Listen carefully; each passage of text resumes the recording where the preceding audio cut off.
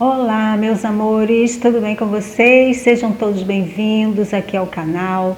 Para quem ainda não está inscrito aqui, está chegando agora, seja bem-vindo. E você não está aqui por acaso. Se você foi atraído pelo tema desse vídeo, é porque está no momento de você receber essa informação. Então, seja bem-vindo, jogue toda a informação que você vai receber aqui, jogue para o seu coração e veja o que você sente, se ressoa com a sua alma, ok? Então vamos ao tema de hoje, que ele é muito importante. Eu sempre digo que os temas são importantes, mas eu não ia trazer algo sem importância aqui para o canal, né? Esse canal é um meio de comunicação onde eu posso interagir com vocês, alcançar mais pessoas, compartilhar conhecimentos e informações que foram importantes para mim. Então, tudo que foi importante para mim, eu compartilho para quem ressoar também.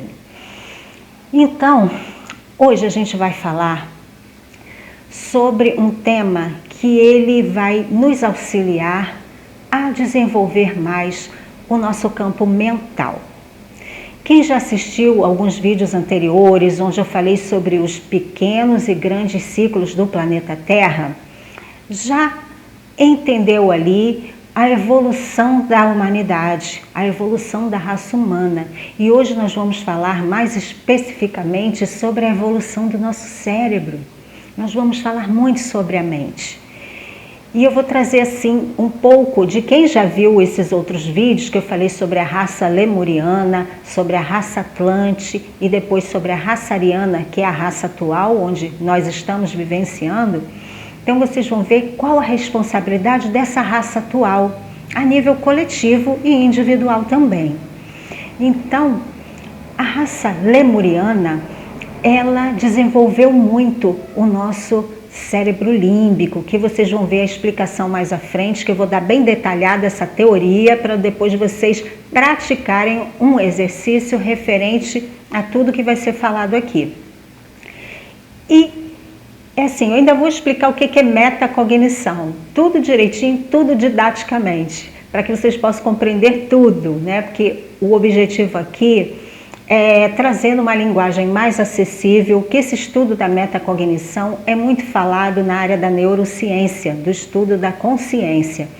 E é um exercício muito praticado para quem estuda esse tipo de coisa, e ele é muito útil para a humanidade. E vocês vão perceber que muitas pessoas já praticam isso sem nem saber, porque é um nome bonitinho que deram, né? Tem coisas que recebem nomes diferenciados, mas que se referem à mesma coisa. Então, o que eu peço a vocês hoje aqui? Que vocês possam acompanhar tudo que vai ser falado da teoria em relação à nossa mente, à evolução do cérebro humano e qual é o ponto da história agora, como é que está o nosso cérebro agora e o que a gente precisa fazer para que ele se desenvolva mais. Então é sobre isso que nós vamos falar. E eu gostaria de ressaltar o seguinte: quem estiver disposto realmente a expandir a consciência, a crescer, a evoluir, a expandir cada vez mais, saia da zona de conforto. Sabe por quê? A expansão dá trabalho. Precisa dedicação, comprometimento. E muitas das vezes a gente deixa de lado por preguiça. Sim, porque a zona de conforto, a gente pensa que é confortável, mas não é não. Ela traz muito sofrimento e vale a pena a gente se esforçar, porque é com esforço que a gente alcança o conhecimento. A gente precisa buscar conhecimento, mas não só a teoria, a gente precisa ter o conhecimento empírico, passar pelas experiências. Porque é muito fácil a gente adquirir um monte de conhecimento, mas quando vem os testes, as provas, aí é que a gente vai ver se a gente assimilou mesmo tudo aquilo. Tá bom? Então, fica aí agora comigo sobre a explicação da evolução do cérebro humano. E depois eu volto aqui para falar mais com vocês. Vamos lá. A evolução do cérebro humano, do primitivo ao complexo. Através de quase 7 milhões de anos, o cérebro humano triplicou de tamanho, com a maior parte deste crescimento ocorrendo nos últimos 2 milhões de anos. A primeira parte desenvolvida foi o tronco encefálico, e núcleos de base, também chamado de cérebro reptiliano. Essa parte é responsável pelo regulamento das funções básicas que precisamos para sobreviver e pelo controle de nossos movimentos. Você não precisa pensar para fazer com que seu estômago trabalhe, com que seu pulmão funcione, seus rins façam o trabalho que precisa fazer. O bebê, quando nasce, já vem com o comportamento nato de sugar o leite materno. Alguns desses comportamentos são automáticos. Respirar, beber, comer, evacuar, urinar, dormir é nosso mecanismo de sobrevivência. E com o avanço surgiu o sistema límbico, também conhecido como cérebro emocional. É um conjunto de estruturas localizado no cérebro de mamíferos, abaixo do córtex, e responsável por todas as respostas emocionais. A grande função do sistema límbico nos seres humanos é coordenar as atividades sociais. Através desse sistema é possível a manutenção da espécie, através de sua vida em sociedade. As emoções e sentimentos só são possíveis através do funcionamento do sistema límbico. Podemos perceber, então, que desenvolver relações que permitam uma vida em comunidade dependem da atividade dos neurônios localizados nessas estruturas. Por desenvolver uma série de atividades no corpo humano, o mau funcionamento do sistema límbico pode acarretar diversas disfunções e doenças, tais como depressão, ansiedade, problemas de memória, Alzheimer, esquizofrenia, TDAH, epilepsia. Neste sistema, nós encontramos o hipotálamo, que é uma das áreas mais importantes do sistema límbico.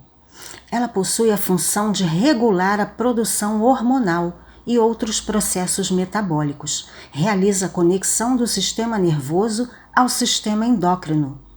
As atividades realizadas pelo hipotálamo controlam todo o ciclo biológico: sono, fome, sede, temperatura corporal e é o centro da atividade sexual. O hipotálamo é responsável também pela regulação de diversas atividades autônomas do corpo. E chegamos ao córtex cerebral, que algumas pessoas também chamam de neocórtex. É a humanização do cérebro.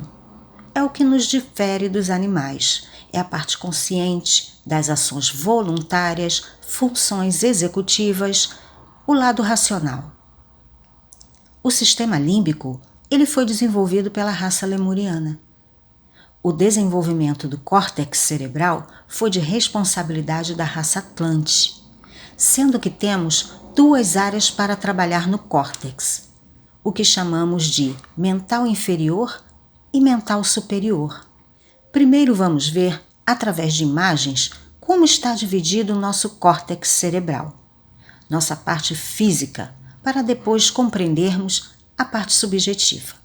Ele é dividido em lobo frontal, lobo parietal, lobo temporal, lobo occipital. A área do córtex pré-frontal é como se fosse o maestro de uma grande orquestra. É ele que coordena, que define o ritmo.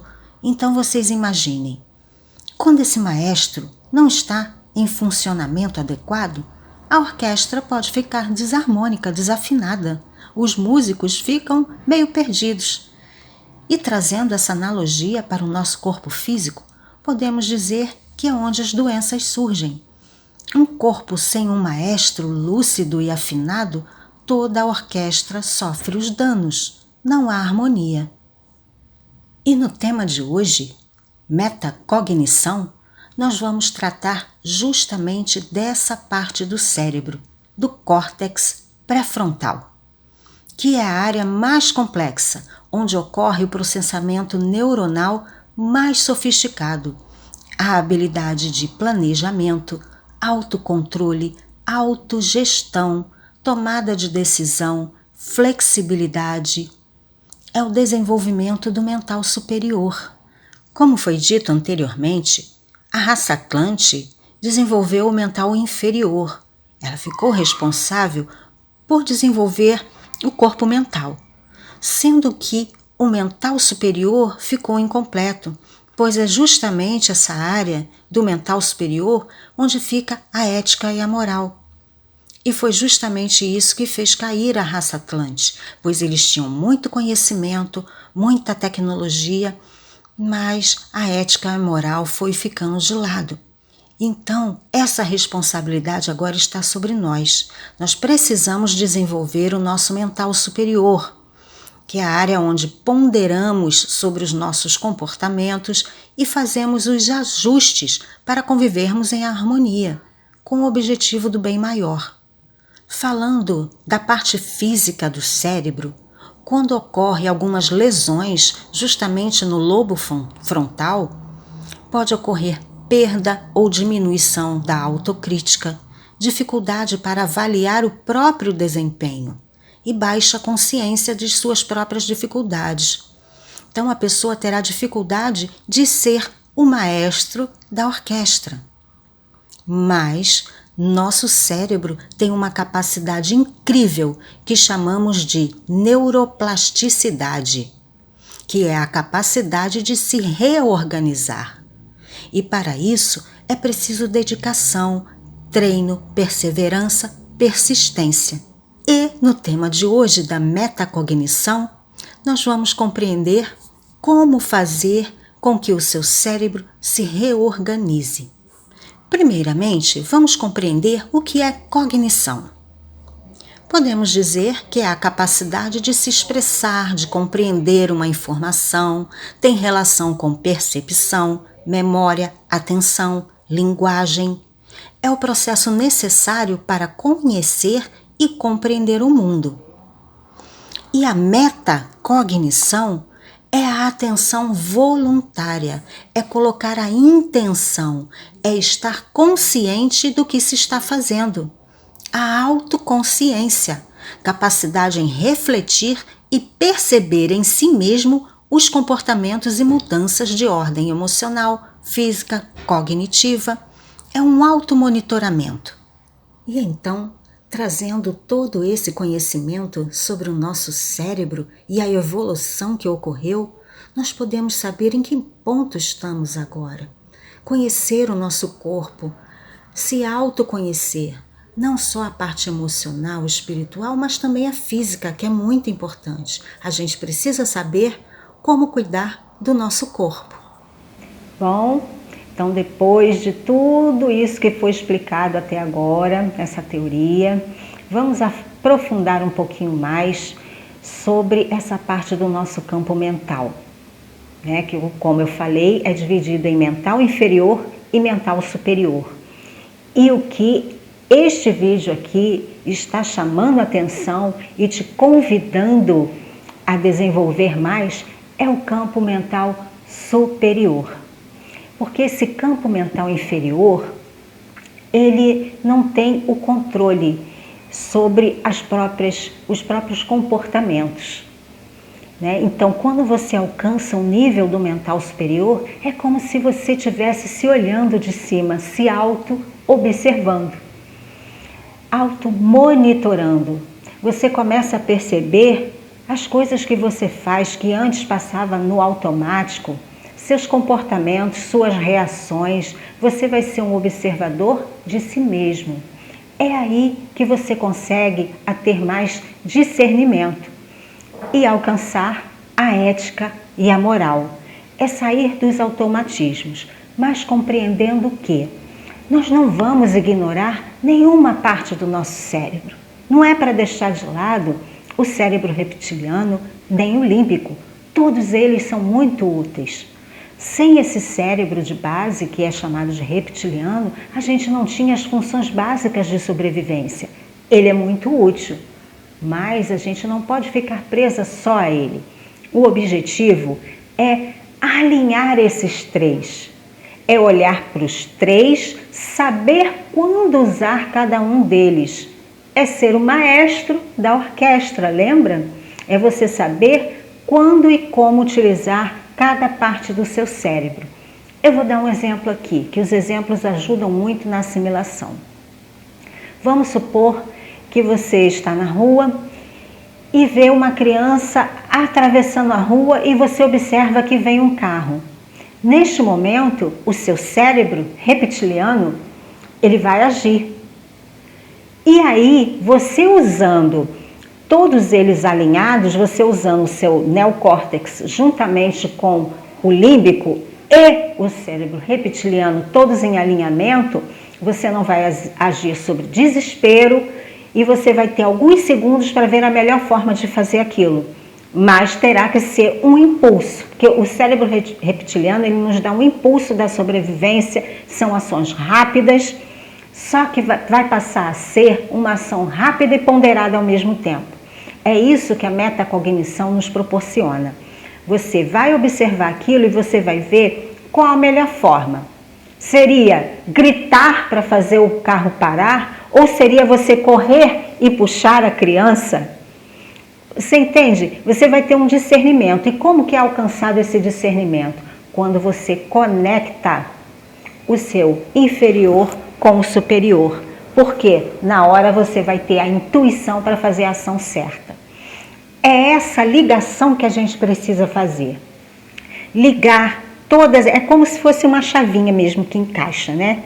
Você vai precisar do cérebro reptiliano nesse momento, porque é uma ação que você tem que pensar rápido, mas ao mesmo tempo, de tanto você exercitar essa sua conexão com o superior, essa peça vai encaixar rápido, você vai ter o discernimento da maneira que agir.